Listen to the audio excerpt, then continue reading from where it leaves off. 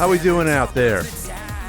It's a completely unnecessary podcast for Tuesday, February 17th, 2020. Spring is almost here. Spring's almost sprung alongside Ian Ferguson. When is spring? What, March 22nd? Yeah. I'm Pat Contry. On the show today, we'll be talking about the television Miko gameplay trailer. We haven't watched it yet. New movies available for viewing at home because of the COVID-19 going on. And of course, a scumbag sale of the week that's going to be associated with COVID-19. It's a COVID-19 themed show for reasons. It is.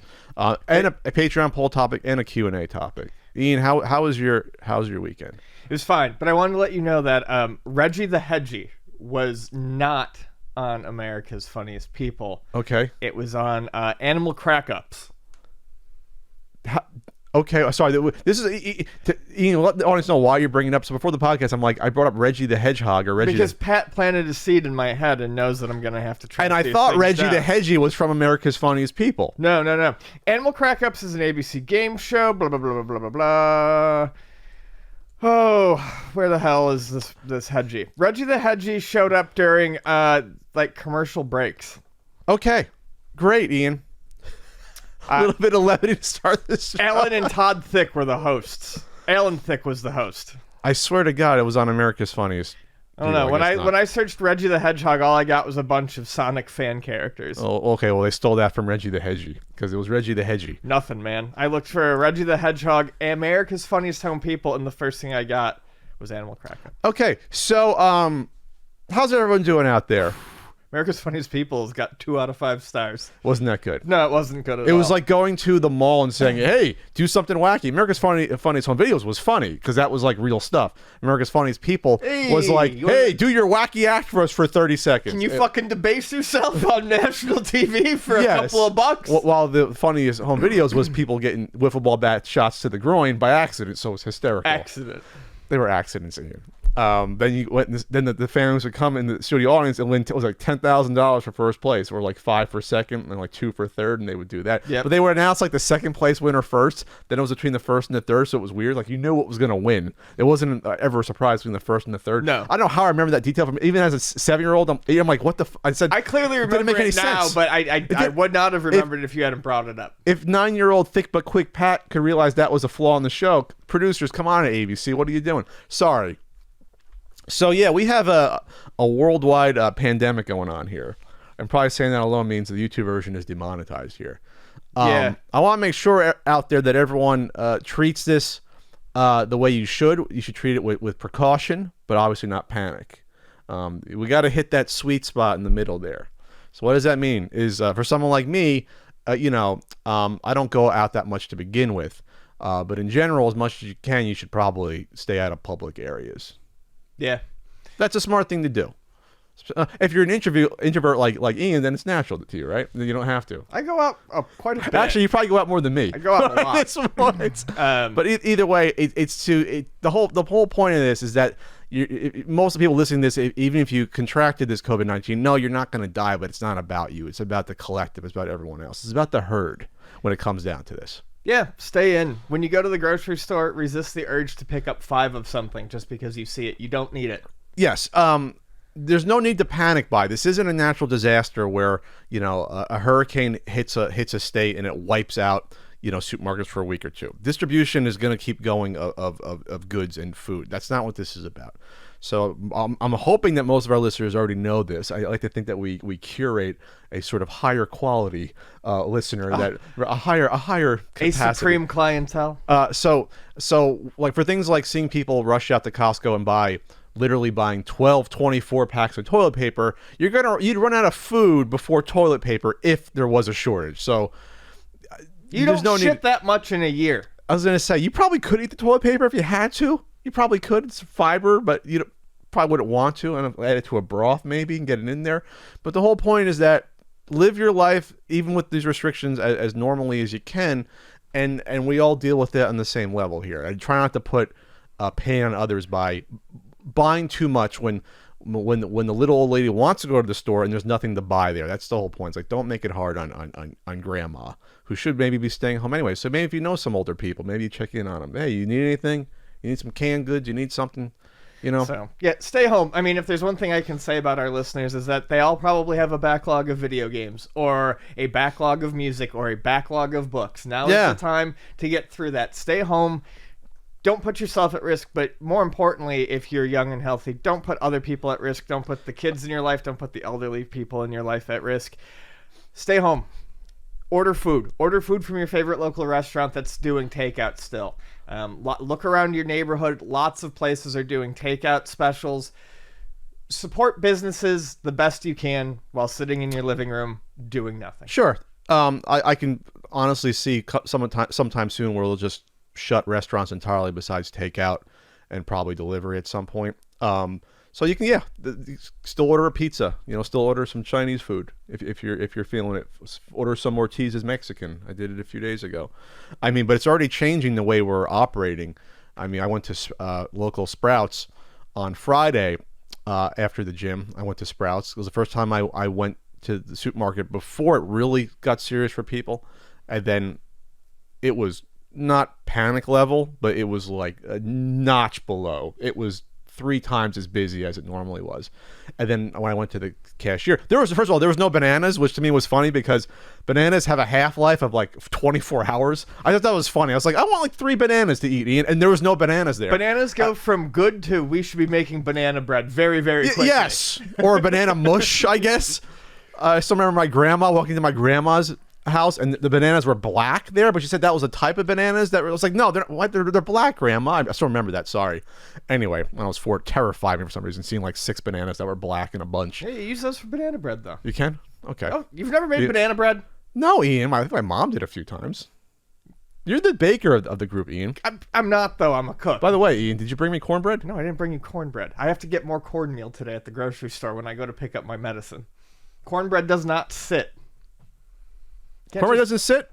It gets dry and stale if you don't eat all that shit right away. I did not know that. Cornbread's delicious, but yeah. You can't put it like, you can't re-microwave it with like a paper towel, with a moist paper towel? Yeah, that might be all right. But let me perfect this cornbread. Okay. Just start tweeting it out that Pat's hungry. Needs cornbread. Anyway, so I was at Sprouts, and it's like I said, it was not panic level, but the cashier said, well, you weren't here like 20 minutes ago when the line for the cashiers was like going to the back of the store. And I was like, oh, so it was like in sort of panic mode. And she said the canned goods were all gone. Yeah, when I walked into, I was talking to you that day because I was walking into Barron's to get some stuff to cook. And have you ever been to Barron's? No. Okay. I like Barron's. I've not been to that chain before. It's a good little supermarket. I have never, when you go to Barron's, there's usually one person doing checkout. Uh-huh. Sometimes they'll call on a second person for like 5 minutes to clear it out. All 5 registers were just lines packed with people checking out. And yeah, the canned goods area was completely decimated. I've never seen that much empty space. Well, here's the good news. This stuff gets resupplied. It's not like they only drop off stuff once a month. There's stuff coming on the way. So yeah. If you're concerned about the panic buyers, they can't keep panic buying because they'll run out of space and money. You can't just stock 1,000 cans of Campbell's soup. Then it gets silly. And that's the one concerning thing about this is that you hope that when things like this happen, people follow science and they follow the experts and realize that, hey, it's not like I need a bomb shelter to get through this. But people don't, unfortunately, and they go out and they panic buy things like toilet paper. For no reason. But the panic buying can't sustain because you don't need that much food. Again, we're not Burt Gummer from Tremors having his little bomb shelter. Not little. If I saw Tremors 3, I'll bring up. We're going to Tremors deep dive one of these weeks. But we're not. You're not all Burt Gummer out there. You just I know some people are scared, but listen to the experts. Listen to the scientists. Make sure you have the right facts. Look at the people that are explaining the math. There was a Washington Post article that went everywhere about little balls, about what the difference between the balls hitting each other and spreading and changing color. Balls spreading. In a tank, yes. Ball spreading, not spreading. Not balls. Being a super spreader. Not Ian's ball spreading from past.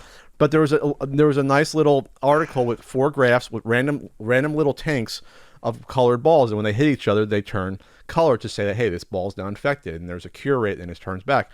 And there was differences between, okay, we do no quarantine or isolation, we do a little bit isolation or a lot of isolation, and you see the numbers, and it's math in front of your eyes of randomness. And that's what this is. This is a math game. If you want to make a numbers game. It is a numbers game. So that's why I understand people out there that think they're smarter than people that have studied this their whole life, but you're not. As bluntly I can say that. Listen to the experts. Listen to the people that study viruses and the spread of diseases, infectious diseases. I'm so fucking tired of this trend in this country where people are like, man, I don't need to listen to experts. I'm just going to go with my gut. Yeah. And it's not from all dumb people, unfortunately. It's from people that are actually intelligent. That's the more you learn. It's from people that actually have a sense about other things. But when it comes to some of these things, it's either, well, I want to think it's going to be okay, so I'm not going to worry about it, or I'm going to say bad information, or I'm going to tweet out or put a meme on Facebook that's bullshit. You know, it's like listen to the people that are forewarning you for a reason, that have studied this stuff for a long time, and look at what's happening in other countries. There's no plausible reason why we can't get as bad as Italy if we don't get a handle on this. Our curve is the same so far. The math curve of exponential growth is the same. The curve from the curve that was in China, then in Italy, then in France. That's how it's going, and we're I think a week behind France is what they were saying. So an exponential growth, if people don't remember from math or algebra, is that it's not a simple arithmetic curve or geometric where you're multiplying by a single number. It spreads and you multiply. So that means, it's 2 times 4 is 8, but then it's, 8 times 2 is 16. 16 times 2 is 32. So along the same timeline... I was paying close attention to your pat math. That was correct pat math, though. Just to make the sure. whole point is that the total amount then doubles, and then that amount then doubles. That's exponential growth. And you can go to infinity pretty quickly when you keep doubling. Pretty quickly, you'll go to a huge number that's hard to calculate out, especially when it comes to a population. And that's the difference between this. And again, it's not about just you personally. It's about people that are either sick or infirm or are immunocompromised. Say they're a cancer survivor and they're compromised their immune system. Say you're just a person that you get sick a lot for whatever reason. Some people are just like that. This is the concern for them, not necessarily me or Ian. We might be fine if we contract this, but it's not about us. That's a selfish way of thinking. It's just not about it. I mean, when I was at Sprouts, Ian, I was literally like, oh my God, I should take 4 feet back from this old person walking through. Just in case, I literally started doing that. I was like, okay, you got white hair. Pat's going to stay like 8 feet away from you, just in case. Yeah, this trip to Ralph's I have to take after the podcast to refill my medication is going to be like a fucking stealth mission in a video game. I'm just going to slink around and try to grab some chicken, grab my meds. That's the advice to me. Okay, so the old people now are enemy video game characters, and you stay away from them. You're playing Metal Gear COVID. Yes. Okay, Metal Gear COVID. Yes. It's the name of the game. When a person with white hair comes, the alarm goes off, and you got to hide from them. As silly as that sounds, that's the mentality that you kind of have to work with when it comes to something like this. I mean, I went to the UPS store, and then 2 old people walked in. They're probably like 75. This is kind of an older area where I live here in San Diego. And I just sort of stayed back. But my thought was, do they know, the stakes at this point? That it's Christmas? No, after all. God. We keep it light when it comes to the COVID on the CU podcast. But do they know? Do we all know the risks? And it's not that I'm going to go around preaching to people, but when I'm talking to people now, I just bring it up to make sure, do you know, not saying you should panic, but do you know the potential severity of the situation? It's just to be taking precaution. I called my dad a few days ago, Ian. This is great. And so I called my dad, and my dad is like, I don't want to say he's dumb. My dad might listen to this because my mom listens to all the podcasts. But my dad, I'd say, was too easily influenced by certain outside factors. We'll just say, I don't want to cough near you, but Fox News. So I try to say to him, but even on Fox News by this point, they're taking it seriously, and there are Republicans and conservatives taking it seriously. Jesse Waters, that fucking shitheel, came out yesterday to be like, I should have taken it seriously from the beginning. Is he the guy that's absolutely nuts? I don't know. They're all absolutely fucking nuts. Just type in Jesse Waters. You'll know the one I'm talking about. Is he the one that had Destiny on? But one time. it's just like you got all it is you got your fucking marching orders, bud. So anyway, so I told my dad, hey, Dad, you and Mom should probably, as much as possible, stay out of public areas. As much as my kid. And my dad was like, okay. And then I found out 2 days later from my sister that the day after I talked to him, he went to the gym. So then my mom had to yell at him, like, what are you doing? Especially in their county where they live, there are confirmed cases on top of it. And the number of confirmed cases is that it's not the number of people that actually have it. You have to reiterate that. Keep in mind, we have not nearly enough tests to go around. When you say there's 50 confirmed cases, Ian, what that means is that people actually went to get the test from the doctor or hospital. That doesn't mean that's the only people that have it. And they weren't turned away. Because Yes. lots of people, there's stories of people being turned away, being like, well, We're about 6 to 7 weeks behind on where we should have been when it comes to this. If we acted quickly end of January, we knew this was a bigger threat. We probably be in a better position now, but you can't go backwards. The whole point is that the numbers aren't what they look like. There are a lot more people that have this. But anyway, not to scare people, but that's just the truth of the situation. But anyway, so my mom had to be the voice of reason and say, like, what the hell are you doing? So hopefully my dad snaps out of it because my parents are over 70. When you look at the math, over 70, if you get it, it's like, that could be like an 8% chance they may not recover from it. So it's like, that's not a good roll of the dice there on the Dungeons and Dragons. 8 out of 100. What Pat math, how much, what is that, 16 times 8? 15, no, 14, 13 times 8, 13. There's like 14 on the die. You fucking lost me. I was just saying, if you're rolling the dice, to get the one bad number, you need like 14 dice to get to 100 if it's 8%. But that math is totally off. It's like sure, or you could use 5 20-sided die.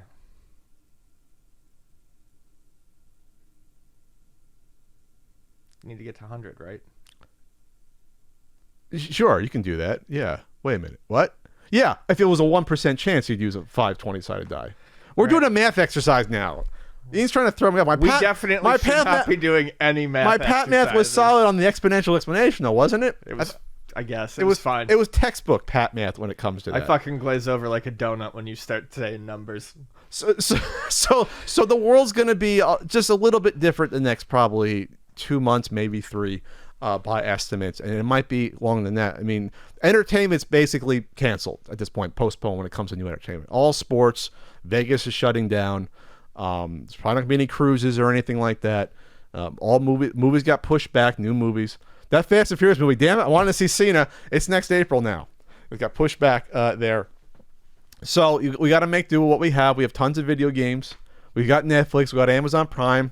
Catch up on your Tremors. Tremors. It's not what's 6 numbers? A double trilogy. Sexology. What is it when it's 6? Something like that. I'll call it the Tremor Sexology because that just sounds sexy. Buy lots of condoms. Okay, sure. We'll see how many kids explode the population. There's totally going to be a coronavirus boom. You think so? Yes. For people just staying home? Yes. There's going to be a coronavirus boom. I don't have any partners here, but besides Where's My Keys Mario and Who Clogged the Toilet Luigi. I'm all alone here, Ian. Come on. You make me feel bad now. Anyway, not saying that I need to have a house party here. But you're right, though. You're actually right about that. There's going to be a little uptick next year in babies, I think. A lot of people staying home with not a lot to do. Virus babies we're going to have next year there. So, WrestleMania is still going on. The show must go on. WrestleMania. The Raws and SmackDowns now at wrestling events are now in empty arenas that they're doing. Yep.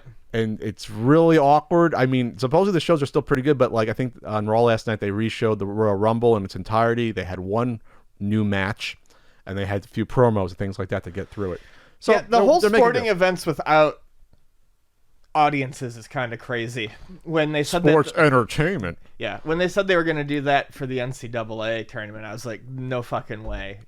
They tried to save it. Well, one, I knew that it was just going to get canceled, but I mean, that's how quickly things are changing and how quickly people's understanding of this being serious is changing. The NCAA went from, we're still going to do it. We're just not going to do it in front of people to less than 24 hours later. You know what? It's canceled.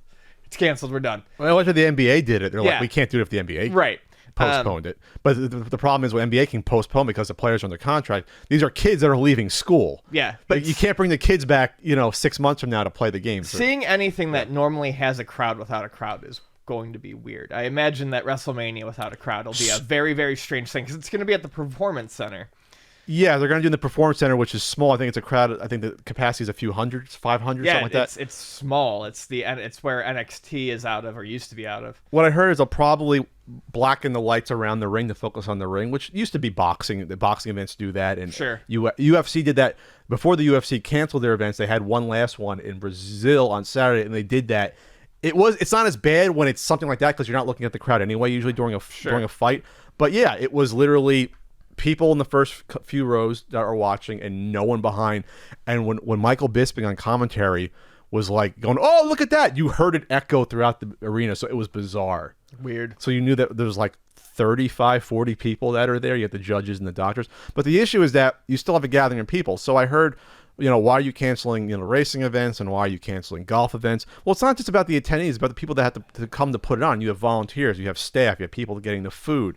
It's still hundreds of people putting these events on that are gathering together, besides the players. And everyone's still traveling, especially if you're a golfer internationally, you're traveling. So it just makes it untenable to do that. It's like you either do it or you don't entirely. There's kind of no middle ground when it comes to these things. And that's one argument I see from people. It's like, well, why don't you just shut down all the, retail and do all that? I'm like, we might get to that point because that's what they're doing in countries where it's bad. They're shutting down everything. China was shutting down their economic industry. They were shutting it down to make sure.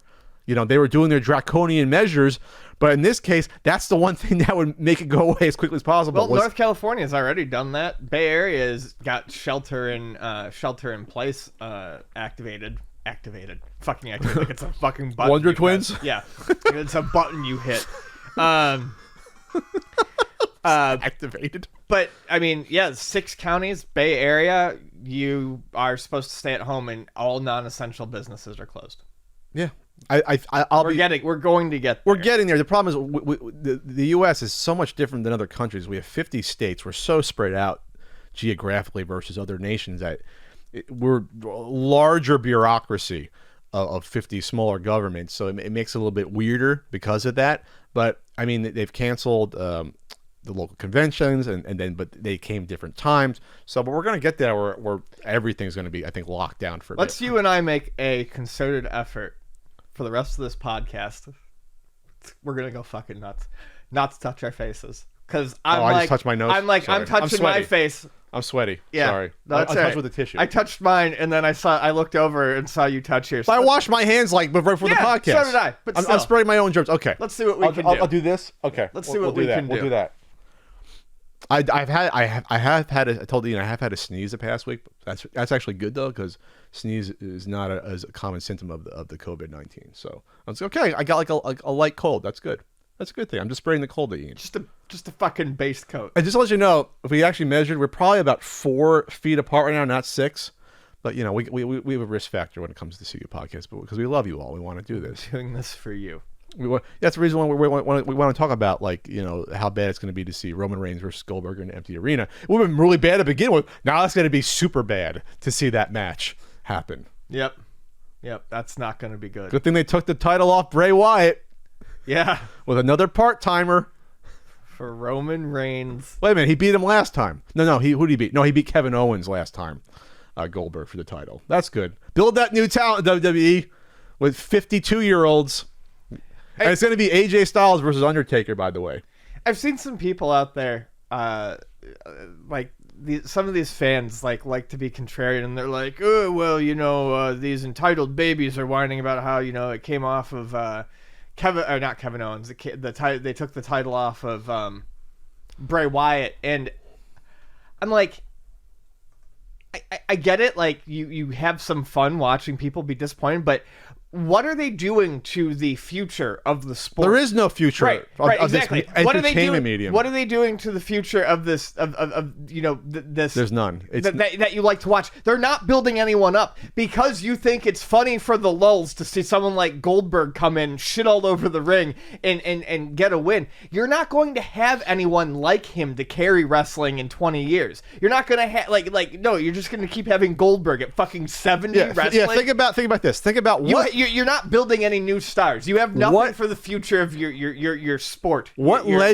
entertainment. What legend can you bring back at 50 years old of the current crop and pop the crowd? It won't be Roman Reigns, because the one guy they tried to shove down your throat was Roman Reigns, and the fans were not accepting it. He main evented what three or four straight WrestleManias. Well, it is going to be Roman Reigns. This is the thing. It's just people aren't going to go for it. But he's like closest. He's the closest to what they have. Cena's the last guy. Cena, sure. Reigns. Edge came back and people went nuts. So it's Edge, but Edge is 47. He's been gone for like 7-8 years, so he can probably wrestle for 3-4 more years. He's in good shape. You know, we're different now with you know, staying in shape and health and fitness versus even 10 years ago. But Edge is there's like 3 guys you can do it with, and that's it. The Rock ain't gonna wrestle anymore. Every time The Rock comes back, he gets hurt because he's so massively big. He's too big to wrestle and actually be flexible.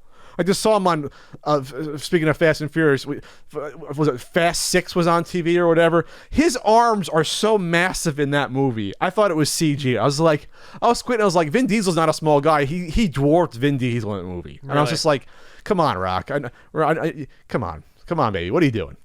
At some point, it's got to break down all that muscle on you. At some point, you know, some point. But hey, we love The Rock. We love Dwayne. And now Cena's pushed back too. We're gonna have a Fast and Furious movie, if not this one. The Rock's not in this next one. With both Cena and The Rock's going to be in the same Fast and Furious movie, I think, for probably number 10. They're supposed to go. I talked to our buddy Andre.